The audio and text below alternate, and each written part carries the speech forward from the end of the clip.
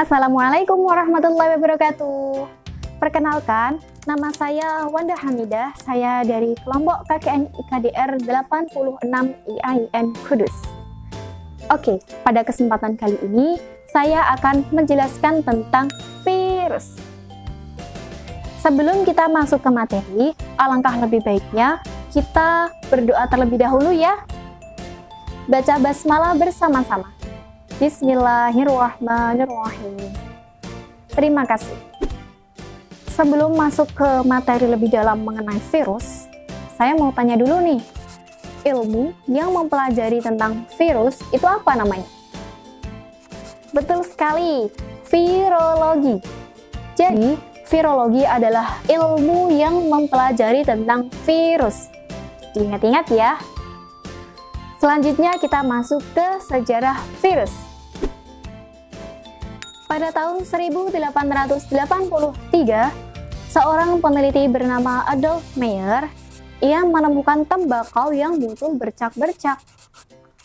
Nah, ia berkesimpulan bahwa tembakau tersebut itu sudah terserang penyakit mozaik. Tapi Adolf Meyer, ia belum tahu patogen apa yang sudah menyerang tembakau tersebut. Namun ia tetap berasumsi bahwa patogen tersebut itu termasuk bakteri. Pada tahun 1893, seorang peneliti bernama Dmitri Ivanovsky, ia meneliti tembakau tadi. Nah, tembakau tadi itu disaring dengan menggunakan alat penyaring bakteri. Dan ternyata bakteri itu dapat lolos.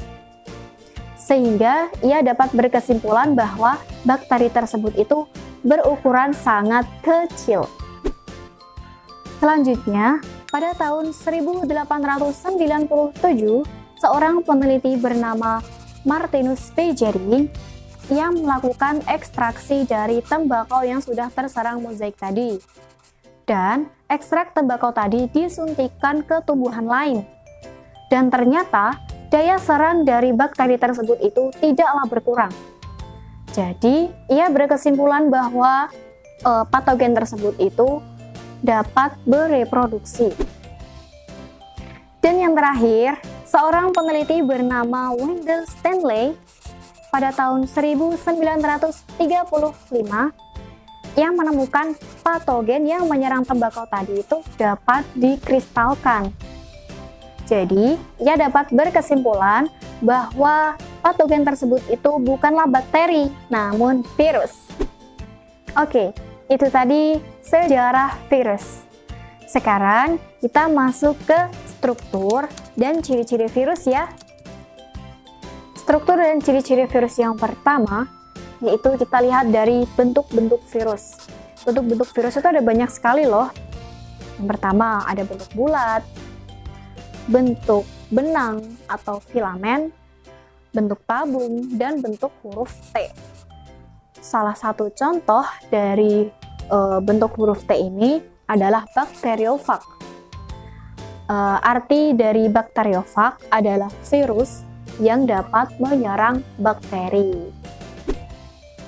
Yang kedua, virus itu tidak dapat kita kategorikan sebagai sel ya. Jadi virus itu bukanlah sel. Namun, virus itu termasuk makhluk aseluler. Dia itu tidak memiliki membran inti, tidak memiliki nukleus, tidak memiliki membran sel, tidak memiliki cairan sel atau sitoplasma, dan tidak memiliki organel-organel sel. Jadi dia itu makhluk aseluler. Selanjutnya, ukuran dari virus ini rata-rata itu 0,2 mm sampai 0,3 mm. Atau yang paling besar itu berukuran 200 nanometer. Selanjutnya, virus ini memiliki asam nukleat. Dan asam nukleat itu pasti hanya satu. Kalau tidak RNA, ya DNA. Seperti itu. Selanjutnya, karena si virus ini memiliki asam nukleat, jadi ia dapat bereproduksi nih. Namun, ia dapat bereproduksi pada makhluk hidup lain atau bisa disebut parasit. Atau bisa disebut juga parasit obligat, yang artinya dia itu tidak dapat hidup kalau tidak menumpang. Dan yang terakhir, virus ini dapat dikategorikan sebagai makhluk hidup dan juga benda mati. Dia dapat dikatakan sebagai makhluk hidup itu karena dia dapat bereproduksi. Dan dia juga dapat dikatakan sebagai benda mati itu karena dia dapat dikristalkan. Seperti itu.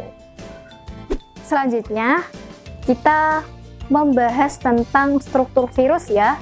Di sini saya akan mencontohkan virus yang berbentuk huruf T. Tadi apa? Virus yang berbentuk huruf T. Betul sekali, bakteriofag, yaitu virus yang dapat menyerang bakteri. Oke, ini dia tampilannya. Bisa kalian lihat, yang paling atas itu namanya kepala virus. Kepala virus itu di dalamnya ada kapsid dan juga ada DNA. Fungsi dari kapsid ini adalah pembentuk tubuh dari virus. Nah, selanjutnya ke bawah dikit nih, itu di situ ada leher. Ada leher dan ke bawahnya langsung ke bawah itu adalah ekor virus. Oke, yang di dalam ekor ini itu yang paling atas ya, yang paling atas itu namanya selubung ekor, yang seperti tabung tuh namanya selubung ekor. Ke bawah dikit nih, ini yang seperti kaki ya, ini sebenarnya bukan kaki tapi serabut ekor. Kita lurus ke bawah lagi, tuh yang bawah yang tajam itu namanya jarum penusuk, fungsinya untuk menancapkan dan memasukkan DNA ke dalam ya. Dan yang bawah ini namanya plat dasar. Oke, itu tadi struktur virus. Sekarang kita akan belajar mengenai reproduksi virus. Nah, di reproduksi virus ini ada dua macam daur. Yang pertama ada daur litik dan yang kedua ada daur lisogenik. Kita bahas satu-satu dulu ya. Nah, saya akan mencontohkan reproduksi dari virus bakteriofag. Berikut penjelasannya. Baik, di sini sudah ada reproduksi virus, ada daur litik dan juga daur lisogenik. Kita bahas yang daur litik dulu ya. Di situ sudah ada poin 1, 2, 3, 4, 5, dan 6 itu untuk daur litik, dan untuk daur lisogenik juga ada poin A, B, C, D, dan E. Oke, kita fokus ke daur litik dulu ya. Kita lihat poin yang pertama itu ada virus yang menempel bakteri. Jadi di situ virus hanya menempel ke dinding bakteri saja. Nomor 1 ini namanya fase adsorpsi atau fase penempelan. Setelah virus menempel pada dinding bakteri, virus akan memasukkan DNA ke dalam bakteri. Itu ya, yang dipanah itu DNA masuk ke dalam bakteri.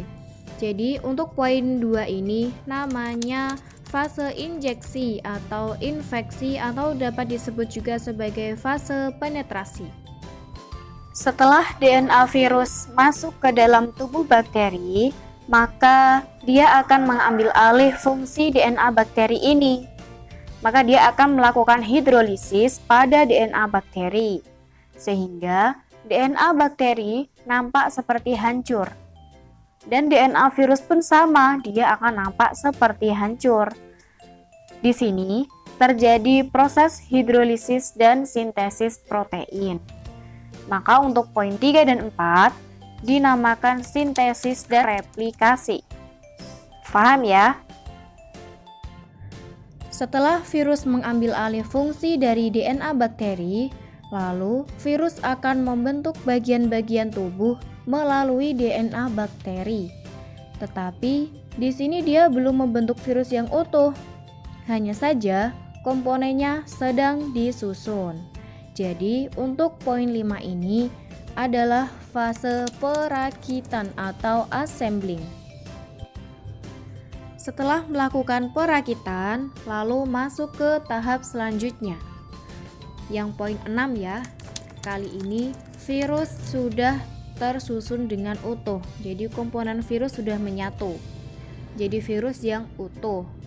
Kemudian virus ini akan melakukan penghancuran pada dinding sel bakteri. Dia melakukan penghancuran ini dengan bantuan enzim lisozim. Setelah dinding sel bakteri pecah, lalu virus akan keluar dan akan menginfeksi makhluk hidup lain. Itulah daur litik.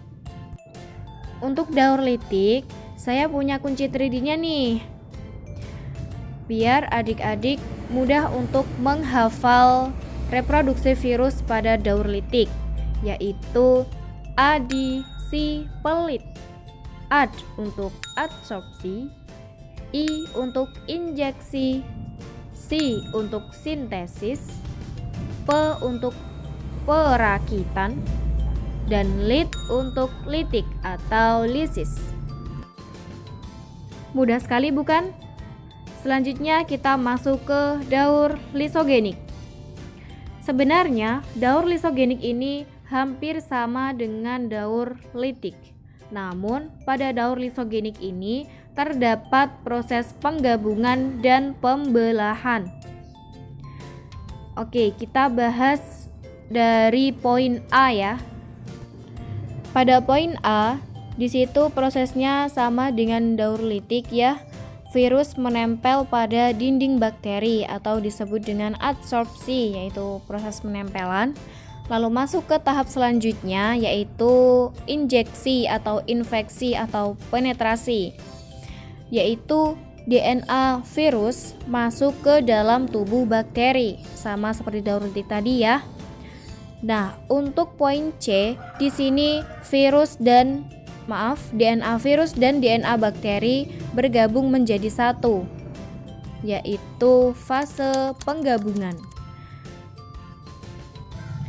Bisa dilihat ya, di sana ada warna hitam dan warna merah. Untuk warna merah ini adalah bakteri dan warna hitam ini untuk virus. Jadi dia bergabung menjadi satu yang disebut dengan profag. Baik, jadi untuk poin C ini namanya fase penggabungan. Perlu kalian ketahui bahwa virus ini tidak akan melakukan fase-fase selanjutnya jika bakteri memiliki daya tahan tubuh yang kuat. Jadi virus akan tetap diam sampai si bakteri ini sudah merasa lemah, barulah virus akan melakukan fase-fase selanjutnya. Nah, sebelum virus menginfeksi bakteri, si bakteri ini pasti akan melakukan pembelahan. Namun, dia tidak tahu bahwa di dalam tubuhnya ini sudah terdapat DNA virus. Jadi, untuk poin D dan E itu adalah fase pembelahan. Setelah melakukan pembelahan, lalu masuk ke tahap selanjutnya, yaitu sintesis dan replikasi. Lalu ke fase perakitan dan lisis atau litik. Pada daur lisogenik, saya juga punya kunci 3D-nya nih. Namanya adi gabung si pelit. Ad untuk adsorpsi, I untuk injeksi, gabung adalah fase penggabungan, Si untuk sintesis, P untuk perakitan, dan lit untuk litik. Mudah sekali bukan? Kalian pasti cepat hafal. Itu tadi penjelasan dari reproduksi virus, ada daur litik dan daur lisogenik. Sebelum kita akhiri pembelajaran pada kali ini, alangkah lebih baiknya kita baca hamdalah dulu ya. Baca hamdalah bersama-sama. Alhamdulillahirabbil alamin. Terima kasih. Semoga bermanfaat, kurang lebihnya mohon maaf. Wallahu muwaffiq ila aqwamit thoriq. Wassalamualaikum warahmatullahi wabarakatuh.